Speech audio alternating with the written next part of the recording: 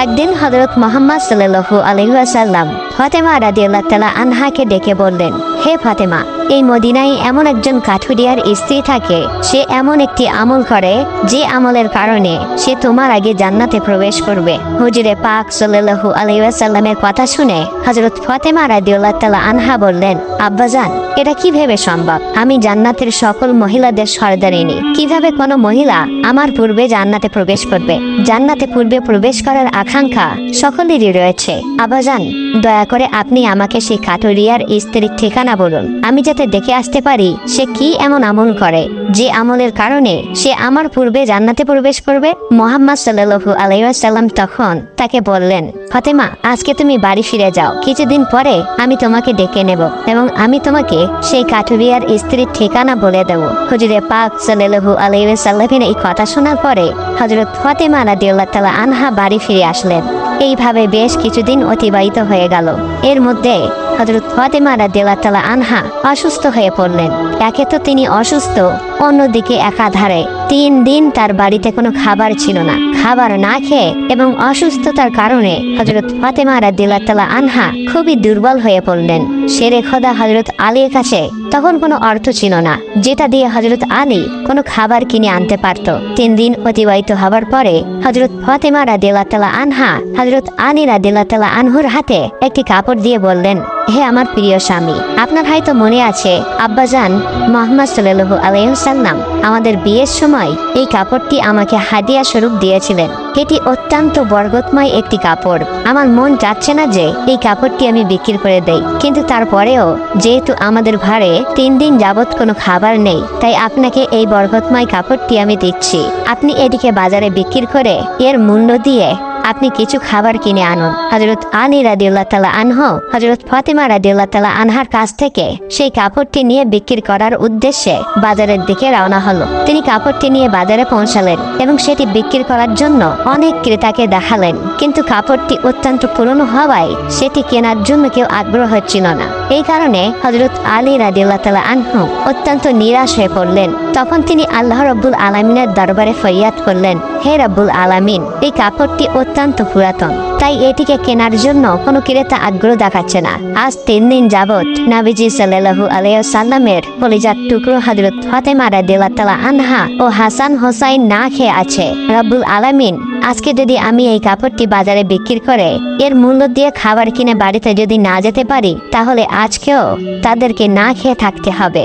আপনি এই কাপড়টি কেনার জন্য একজন ক্রেতার ব্যবস্থা করে দিন। শেরে খোদা হযরত আলী রাদিয়াল্লাহু তাআলা আনহুর এই দুয়ার পরে একজন ক্রেতা আগমন করলো এবং সে তাকে প্রশ্ন করলো, আলী, তুমি কি এই কাপড়টি বিক্রি করতে চাও? আলী রাদিয়াল্লাহু তাআলা আনহু বললেন, জনাব, আমি তো এই কাপড়টি বিক্রি করার জন্যই বাজারে নিয়ে এসেছি। তখন সে বলল, কি পরিমাণ অর্থ দিলে তুমি এই কাপড়টি বিক্রি করবে? শেরে খোদা হযরত আলী রাদিয়াল্লাহু তাআলা আনহু জানতেন এই কাপড়টি অত্যন্ত পুরাতন, এর মূল্য সর্বোচ্চ 1 দিরহাম কিংবা 2 দিরহাম হতে পারে। তাই তিনি কোনো দাম না চেয়ে বললেন, জনাব, আপনার যা মর্জি তাই প্রদান করুন, আমি নিজ থেকে এই কাপড়টির কোনো দাম চাচ্ছি না। তখন সেই ক্রেতা বলল, আমি 6 দিরহাম দিয়ে এই কাপড়টি ক্রয় করতে চাই, তুমি কি বিক্রি করতে রাজি আছো? হযরত আলী রাদিয়াল্লাহু তাআলা আনহা খুশির সাথে রাজি হয়ে গেলেন এবং বললেন, জনাব, আপনি আমাকে 6 দিরহাম দিয়ে এই কাপড়টি ক্রয় করতে পারেন।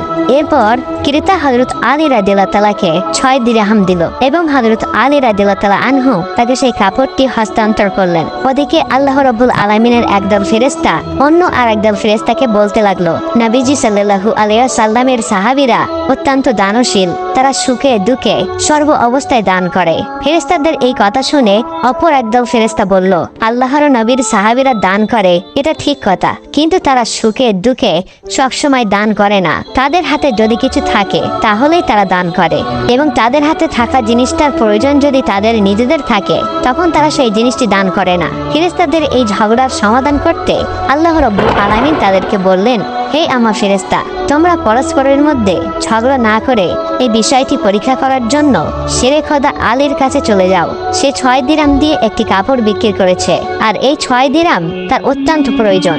তোমরা আলীর কাছে সেই 6 দিরহাম চেয়ে দেখো সে তোমাদেরকে দেয় কিনা, আর এর মধ্যেই তোমাদের ঝগড়ার সমাধান হয়ে যাবে। আল্লাহ রাব্বুল আলামিনের পক্ষ থেকে এই নির্দেশ লাভের পরে একজন ফেরেশতা ফকির বেশে হযরত আলী রাদিয়াল্লাহু তাআলা আনহুর কাছে আগমন করলেন।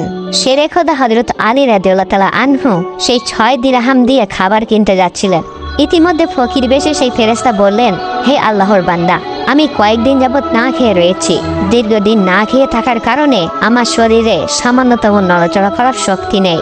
আমি আল্লাহর ওয়াস্তে তোমার কাছে কিছু ফরিয়াদ করছি। যদি তোমার কাছে কোনো অর্থ থাকে দয়া করে আমাকে সেগুলি দান করো, যাতে সেই অর্থ দিয়ে আমি খাবার কিনতে পারি এবং আমার ক্ষুধার জ্বালা নিবারণ করতে পারি। ফকিরের এই প্রার্থনা শুনে হযরত আলী রাদিয়াল্লাহু তাআলা আনহু ভাবতে লাগলেন, হে আল্লাহ, আজ 3 দিন যাবৎ আমার স্ত্রী ও সন্তানেরা না খেয়ে রয়েছে। 3 দিন পরে আমার স্ত্রী ফাতেমা আমাকে একটি কাপড় বিক্রি করতে দিলেন। বলা ছিল সেই কাপড় বিক্রি করে তার অর্থ দিয়ে আমি তাদের জন্য কিছু খাবার কিনে নিয়ে যাব। কিন্তু এখন আল্লাহর এক অসহায় বান্দা আমার কাছে ভিক্ষা প্রার্থনা করছে। এখন আমি কি করব? আমি কি আমার স্ত্রী ও সন্তানদের জন্য খাবার কিনে নিয়ে যাব, নাকি এই ভিক্ষুকদের দান করে দেব? সর্বশেষে তিনি সিদ্ধান্ত নিলেন যে এই অর্থগুলি ভিক্ষুকে দান করে দেবেন। অতঃপর তিনি মনে মনে ভাবতে লাগলেন, আল্লাহ আমার উত্তম অভিভাবক, এই ভিক্ষুককে আমি 6 দিরহাম দান করে দেই, অতঃপর আল্লাহ রাব্বুল আলামিন আমার জন্য উত্তম ব্যবস্থা করে দেবেন। তখন তিনি সেই 6 দিরহাম ভিক্ষুককে দান করে দিলেন। এরপর অত্যন্ত চিন্তিত এবং পেরেশান মনে হযরত আলী সামনের দিকে চলতে লাগলেন। ইতিমধ্যে দেখা গেল এক ব্যক্তি হযরত আলী রাদিয়াল্লাহু তাআলা আনহুর কাছে একটি লাল ঘোড়া নিয়ে আসলো এবং সে তাকে বলল, হে শেরে খোদা আলী, আপনি কি আমার কাছ থেকে এই লাল ঘোড়াটি কিনতে চাচ্ছেন? তখন হযরত আলী রাদিয়াল্লাহু তাআলা আনহু বললেন, ভাই, আমি কিভাবে এই ঘোড়াটি আপনার কাছ থেকে কিনবো? আমার হাতে তো কোনো অর্থ নেই। তখন সেই ব্যক্তি বলল, হে শেরে খোদা হযরত আলী, আমি বাকিতে আপনার কাছে এই ঘোড়াটি বিক্রি করব।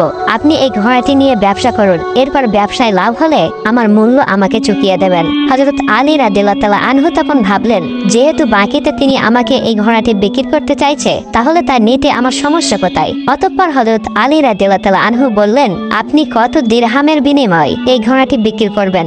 সেই ব্যক্তিটি বললেন, আমি 100 দিরহামের বিনিময়ে এই ঘোড়াটি আপনার কাছে বিক্রি করলাম। হযরত আলী রাদিয়াল্লাহু তাআলা আনহু সেই ঘোড়াটি 100 দিরহামের বিনিময়ে তার কাছ থেকে কিনে নিল। এরপর ঘোড়াটি বিক্রি করার জন্য বাজারে নিয়ে গেল। হযরত আলী রাদিয়াল্লাহু তাআলা আনহু যখন সেই ঘোড়াটি বিক্রি করার জন্য বাজারে নিয়ে গেলেন, তখন এক ব্যক্তি এসে তাকে জিজ্ঞেস করলেন, হে শেরে খোদা হযরত আলী, আপনি কি এই ঘোড়াটি বিক্রি করতে চান? তখন হযরত আলী রাদিয়াল্লাহু তাআলা আনহু বললেন, ভাই, আমি তো এই ঘোড়াটি বিক্রি করার জন্যই বাজারে নিয়ে এসেছি।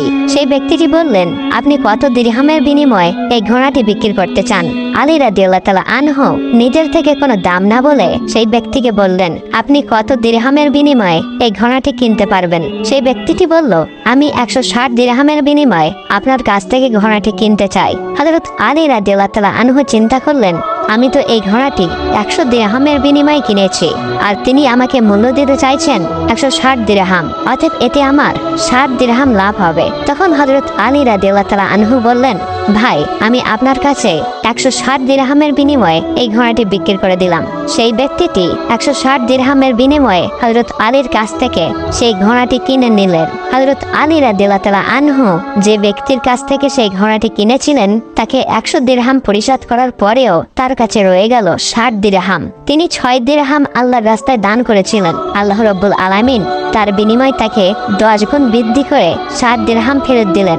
অতঃপর সেই 60 দিরহামের বিনিময়ে শেরে খোদা হযরত আলী রাদিয়াল্লাহু তাআলা আনহু বিপুল পরিমাণ খাদ্য কিনে বাড়ির পথে রওনা হলেন।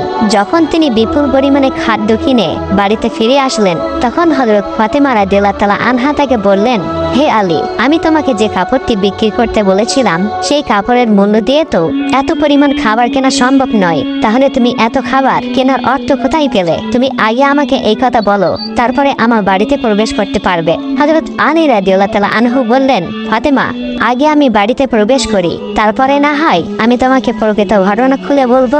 কিন্তু হযরত ফাতেমা রাদিয়াল্লাহু তাআলা আনহা তাকে বললেন, আগে আপনি প্রকৃত ঘটনা খুলে বলুন, তারপরেই আপনি বাড়িতে প্রবেশ করতে পারবেন। শেরে খোদা হযরত আলী রাদিয়াল্লাহু তাআলা আনহু বললেন, ফাতেমা, তুমি তো ভালো করেই জানো যে তোমার স্বামী হযরত আলী কোনোদিনই কোনোভাবেই অবৈধ অর্থ উপার্জন করতে পারে না। আমি যে পান্থায় এই অর্থগুলি উপার্জন করেছি তা সম্পূর্ণ